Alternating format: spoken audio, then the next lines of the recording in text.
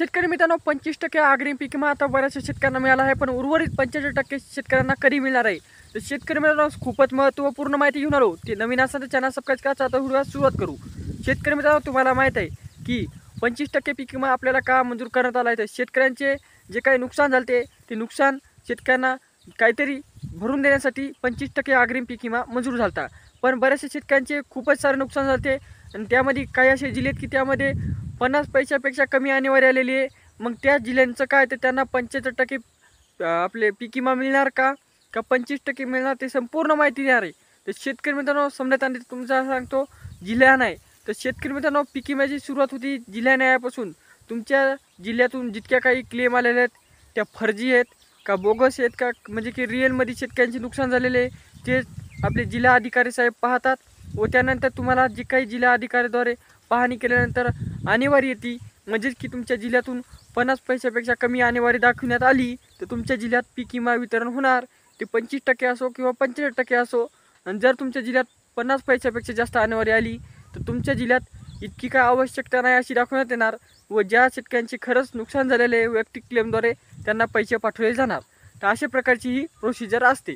ते शेतकरी मित्रांनो काही शेतकरी माहीत आहेत की उर्वरित 75% शेतकरी म्हणजे की 25% पीक विमा तर मिळतच आहे, पण उर्वरित 75% पीक विमा शेतकऱ्यांना मिळणार का नाही. तर शेतकरी मित्रांनो हा खूप मोठा प्रश्न आहे. तर ह्या प्रश्नाचं उत्तर असं आहे शेतकरी मित्रांनो ज्या शेतकऱ्यांचे किंवा ज्या जिल्ह्याचे तालुका न्याय किंवा जिल्हा न्यायाद्वारे जास्तीत जास्त नुकसान झालेले आहे असे दर्शवण्यात आलेले आहे व ते दर्शवण्याला आल्यानंतर ते बोगस नसताना म्हणजे की बीडमध्ये जसा बोगस पीक विमा भरून बाकीच्या शेतकऱ्यांचे पैसे उचलून घेतले आणि शेतकऱ्यांना काहीच मिळालं नाही तशा काही फर्जी कामं झाली नसताना तर तुम्हाला 75% पीक विमा मिळू शकतो. पण शेतकरी मित्रांनो आता माणिकराव कोकाटे साहेब महाराष्ट्राचे कृषी मंत्री यांच्याद्वारे सांगण्यात आलेलं आहे की आम्ही खूप विचार केल्यानंतर DBTद्वारे जशी लाडके बहीण असो नमो शेतकरी असो PM किसान असो जसे पैसे तुम्हाला पडतात DBTद्वारे डायरेक्ट तुमच्या खात्यावर तसेच पीक विम्याचे बी पैसे DBTद्वारे पाठवण्याची जी काही तयारी आहे ती करीत आहेत. कारण की शेतकरी मित्रांनो शेतकऱ्याची खूप सारी फसवणूक झालेली आहे. बोगस पीक विमे करण्यात आले आहेत.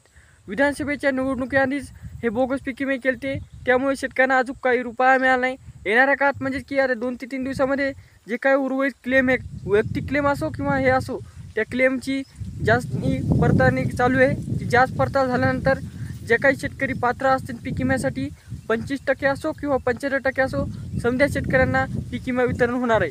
तर ही होती समजा मोठी तुमच्यासाठी ठळक व ही बातमी. त्यामुळे शेतकरी मित्रांनो हा व्हिडिओ प्रत्येक शेतकऱ्यांपर्यंत शेअर करा व तसेच भेटूया नेक्स्ट व्हिडिओमध्ये. तोपर्यंत धन्यवाद.